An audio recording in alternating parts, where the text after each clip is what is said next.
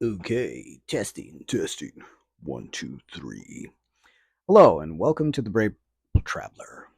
I'm your host, IR, and today will be a special one. It'll be experimental. Today's episode is not on any heavy ass topic because that shit is mentally, physically draining. It drains life out of you. I hate talking about um, racial issues. Although, I mean, you can't get away from it, especially not today. It's all over the place. I mean, the shit in Africa, the immigrant invasion, which is kind of a Muslim invasion as well. Kind of. I mean, it is. Um, the illegal immigrants, mainly Mexican, being deported. The forced LA riots. I mean, I saw the flyers where they were paying motherfuckers to basically, you know, take part in the riots, and the flyers that were being dropped all over the streets on what to do. What to do in a riot so you don't go to jail. What kind of masks to wear, how to dress so you don't later get identified. It's pretty fucked up, but it's clear that this is being orchestrated by a certain group. I'm pretty sure we all already know who. Who knows? The knows who knows. Yeah, who knows? Um, I don't know. I mean, even the cops are acting funny. You know, they're babying the shit with kid gloves. I saw a video, and I can't trust any of the videos. You shouldn't either. I mean, with all the fucking AI, it's really hard. You really have to know somebody physically there and ask them, did this actually happen? You can't just go by what you see on X, you know. Again, I don't want to talk about that shit. I know it's real, but don't be an asshole. Be a good person, and uh, try to do things the right way. Everything else, I mean, there's not a whole lot you can do about it, right? Take care of your immediate family. Um, Try to be compassionate to others. That's it. I put out a message today on my X feed, I guess. I said, I was trying to quote Jesus and explain it at the same time. So Jesus said, don't hate, or don't hate your enemy. And I think that's, absolutely correct because it drains you of energy. When you're hating somebody, the movies try to bullshit you. And again, the movies are controlled by that evil group. They tell you that, oh, revenge and hatred, oh, that fuels you, that motivates you. No, it fucking doesn't. It it takes away your inspiration. I mean, yeah, no, it's no way to be. So of course movies are going to say that, oh yeah, that's what you need. You need a fucking enemy. You don't. You need inspiration, love, a cause, something to believe in, not hate. That shit drains you, and then you don't do anything. Doesn't give you room to move. So it makes sense that the evil ones would want everyone to just be angry, upset, and think self-sabotaging thoughts like, oh, we don't hate enough. It's like, no, man, come on. That's so stupid. Anyways, the world is what it is. And can't just focus on the bad parts of it all the time. So, with that said, I don't really want to talk about serious stuff. I mean, yeah, I don't. So I'll tell you what I've been doing for a while. Non-serious things. I mean, it's bad enough with everything I see on X. It can be poisonous. So and it's kind of addicting because it's such a quick little boost of information or a quick little interesting video and something to comment on. Today I can't even I yeah, no. Today I was on X very briefly, thankfully. Let's see. I saw the new Ballerina movie. That was pretty cool.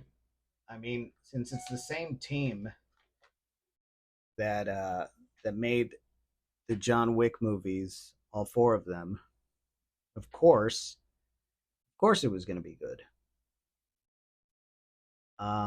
It's very entertaining. It's a very simple story, but I think it's all about the fight scenes. The fight scenes are the coolest thing about this movie. Yeah, Ana de Armas is probably the best looking Hollywood woman working right now. So I don't mind seeing her in anything. And it was pretty cool to see her in an action movie. So I hope there's sequels to this one. I hope it's the same team again. The fights were creative, they were well done. It's kind of like what you might expect from a hot girl actor. She's not a fighter. She is a professional, good looking woman who happens to know how to act. Um, but even so, the fight scenes were pretty good. There's like a fight scene or two. I think there's two. I think two fight scenes with Keanu Reeves. And of course, those are much better. But the entire thing is really entertaining. So, Ballerina is no John Wick, but it's a pretty good substitute. And I think that movies kind of suck now. So, that's a great fucking movie right now.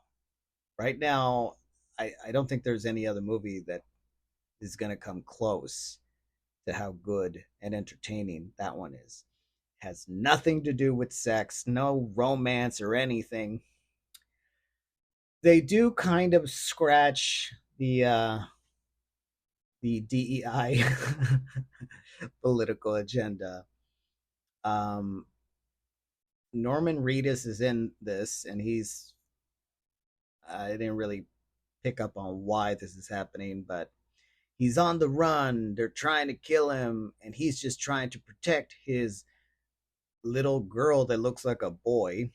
She There's this little black girl, um, and if they hadn't told me that it's a little girl, I would have thought it was a little boy. Um, who knows? Hollywood, even when they do things right, they still later on you find out that, oh, it did things in a fucked up way. Just didn't tell anybody. I saw this one picture on X maybe a week ago on how many celebrities, children, boys, are being dressed as girls and raised as girls. I wasn't that surprised. I kind of knew they're all fucking Satanists. Um, so I wouldn't be, I wouldn't really be all that surprised if that little girl is really a boy and they're just pretending it's a girl. I don't know. No idea. Don't care. But Norman Reedus is a white man, I think. And this is his black child. Um, I guess you could say, oh, well, the mom was black. The mother character never comes out. I would have to assume she's dead. I don't know. That's about as political as it gets. They don't try to preach to you that white people are bad, black people are so much better.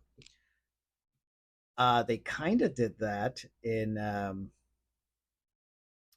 Lloyd Kaufman's final movie, or at least I thought it was his final movie, but I checked in his IMDb and it looks like he is working on some other stuff.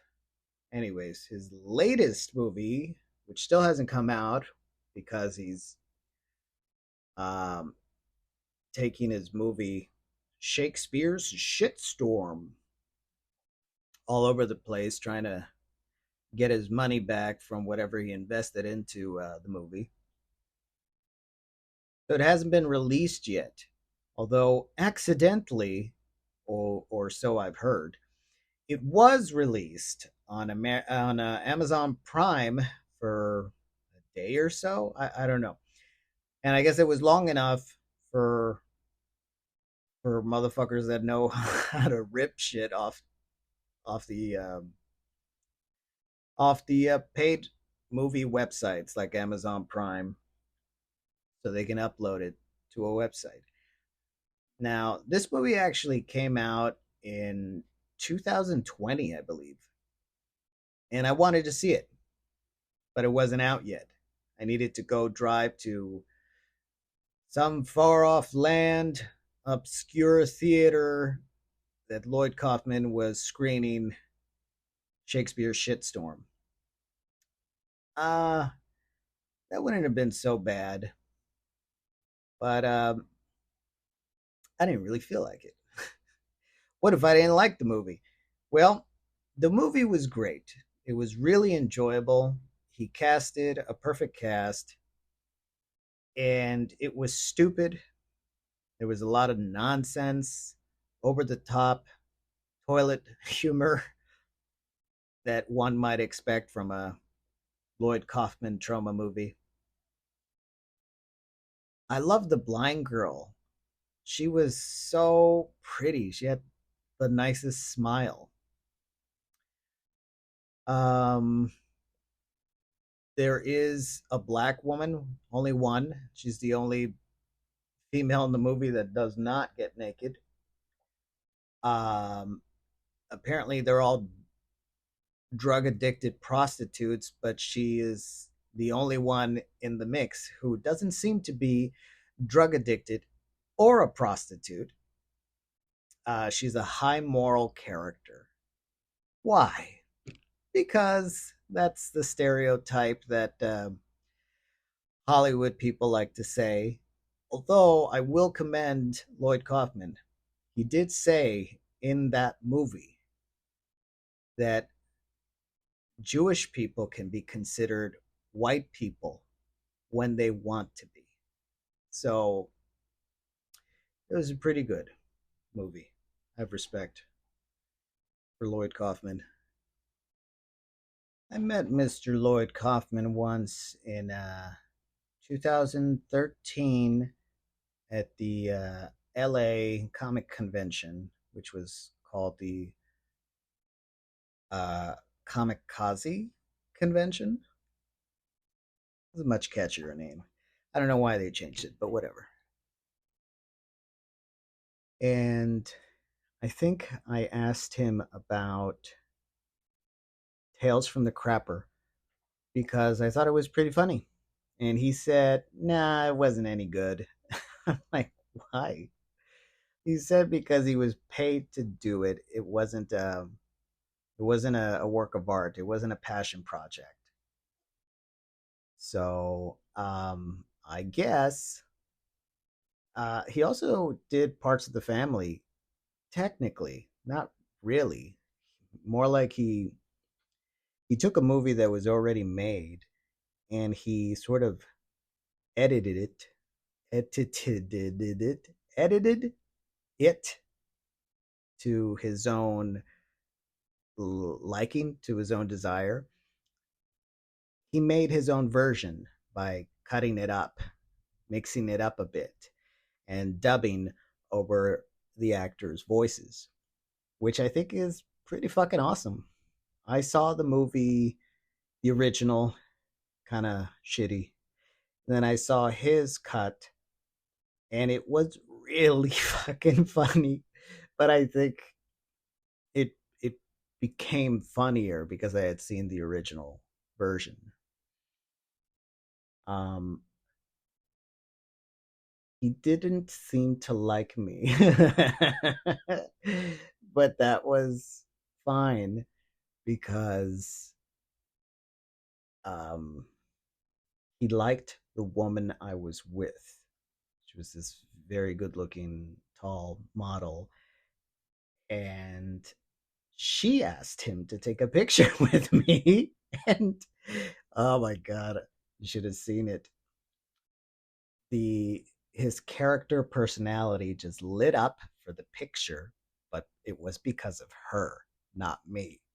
For me, when I was talking to him, he wouldn't even do eye contact with me, which is fine. Fuck it. I don't care. Um, he was nice enough, I guess, and he was there with his wife, very pretty lady. I hope he gets around to doing a sequel to the Toxic Avenger because he left it off at a like a cliffhanger ending on Toxic Avenger 4, which came out a really long fucking time ago now. Um, where Toxie has children. So I'd like to see that. You know, if he really hates the Toxic Avenger movies and he doesn't want to make any more, he should still make a wrap up, an ending, basically. You know, um, I'm sure it'll happen one day, whether it's him doing it or not. But it would still be pretty nice if that were to happen, especially since the remake with Peter Dinklage. I don't know. I don't know what his fucking last name is. Tyrion Lannister and and Frodo, Elijah Wood I think they are starring in the movie. I don't know whose fucking idea it was to make the Toxic Avenger uh Peter Dinklage. Yeah, Tyrion Lannister as the Toxic Avenger. That's uh, I mean, I'm sure it'll be funny and I'm sure it'll have plenty of uh interesting, special effects. Not the computer shit, but like the better ones, the real effects. I'm kind of I'm extremely sick of computer graphics. I think that they're kind of shitty. There's something so fucking fake about it that I don't really appreciate it anymore. I know for a few decades it was like, wow, look at how real it looks, but I'm tired of them. They may look real, but they kind of also look fake because they always look the same and they don't actually look real. It's a substitute for reality. I'd rather what reality looks like. And I know that AI now is so good that sometimes you can't even tell the difference. Or maybe now a lot of the times you can't. But there's still a feeling there of artificialness, which is why I've noticed that some videos on X that claim to be just regular videos from someone's handheld phone, but there's something very artificial to them. Let me explain.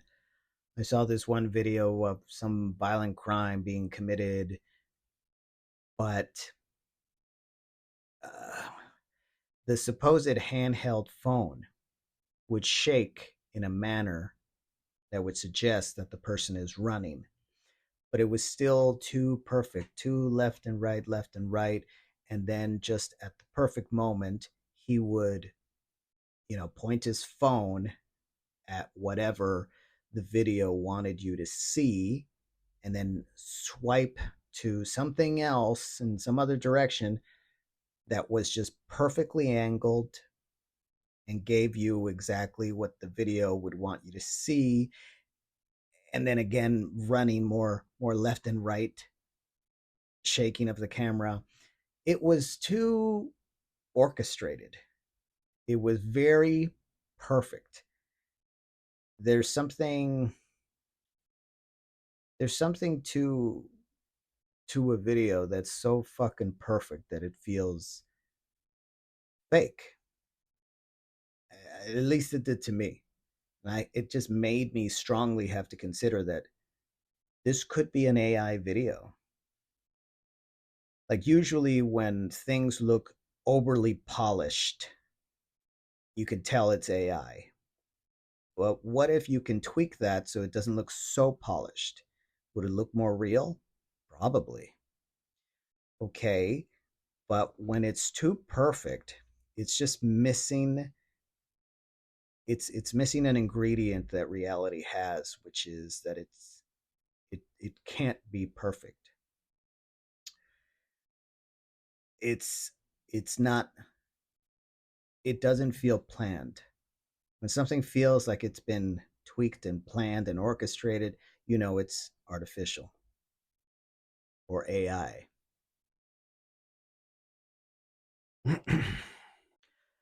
Oh, anyways, I saw the first two episodes of the new season of Rick and Morty. I didn't laugh once. The stories were kind of interesting, but very, very superficial because probably because of the amount of time, things don't really get explored. So they're always just scratching the surface, and it doesn't work for me anymore. It just feels really kind of pathetic.